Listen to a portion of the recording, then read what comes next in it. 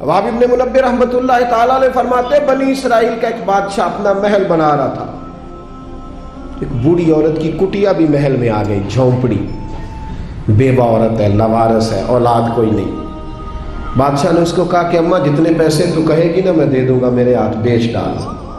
तो कहने लगी मैं देहाती औरत हूँ, पता है ना बच्चे टाउन में चले जाते हैं, पर अब्बा कहता है मुझे गाँव में रहने दो। अम्मा कहती है कि मेरा यहीं दिल लगता है, मैं यहीं ठीक हूँ। उसने कहा बादशाह मैं पका हुआ फल हूँ, किसी वक्त भी गिर जाऊंगी, जब मैं मर जाऊंगी तो तेरा ही है, मेरा कौन सा कोई आगे पीछे है, ना औलाद है ना कुछ और है, तुझे मिल जाएगा। लेकिन मैं ब्याह के यहाँ आई थी, दिल करता है जनाजा इसी झोंपड़ी से निकले, तो मुझे पड़ी रहने दे, मैं तेरा कुछ नहीं बिगाड़ती।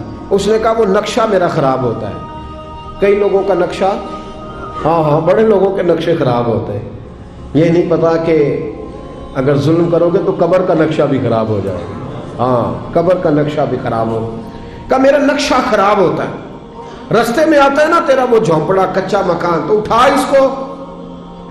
बूढ़े लोग बेचारे, कमज़ोर लोग, अम्मा अपने घर के साथ जोड़ के बैठ गई। आरजुओं का मस्कन था, तिनका घर जमा करके घर बनाया था, अम्मा बाहर ही नहीं जाती, अगर मैं गई तो मेरा घर गिरा ना दिया जाए। लेकिन इंसान कितने दिन बैठ सकता है, कई दिन घर से चिमटी रही, आखिर एक दिन इंसानी ज़रूरत की खातर घर से बाहर निकली, चंद घंटे दूर गई थी। बादशाह ने पहले से बंदोबस्त किया था कि जैसे निकल जाए ना तो बिल्डोजर चला देना, जो उस वक्त सहूलत थी, गिराना फटाफट। हमको पता जिन्होंने कब्जा करना होता है वो तो रात को दीवारें बना के छत भी डाल लेते हैं, जिन्हें कब्जा करना होता है ना जी, और रात में ही सारी तैयारी मुकम्मल होती है, दीवारें चुन के और छत भी डल जाती है, ताला भी लग जाता है, गेट भी, सब कुछ ठीक हो जाता है, रातों रात ही निजाम हो जाता है। फौरन गिरा दिया उसका मकान। अम्मा चंद घंटों के बाद आई। हज़रत वहाब इब्न मुनब्बिर कहते हैं फिर उसने जो दुआ मांगी तो फिर हिल गए ज़मीन व आसमान। बूढ़ी थी ना और मजलूम थी, और मेरे नबी करीम अलैहिस्सलाम ने फरमाया जब मजलूम हाथ उठाता है तो फिर रब करीम उसकी दुआ को ज़रूर कबूल फरमाता है।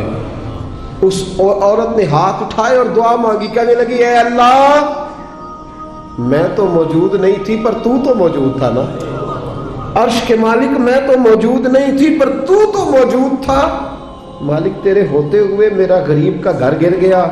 रब करीम ने हजरत जिब्रील अमीन को हुक्म दिया कि ज़रा दौड़ के जाओ और इस बादशाह का महल उठा के इसके ऊपर गिरा दे और ये बस्ती तबाह कर दे।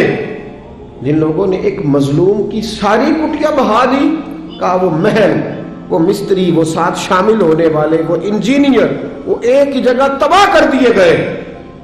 और मेरे नबी करीम सल्लल्लाहु अलैहि वसल्लम का फरमान निसाई में मौजूद है, अगर किसी एक शख्स के कत्ल में सारा कबीला भी शामिल होगा तो अल्लाह सबको सजा देगा।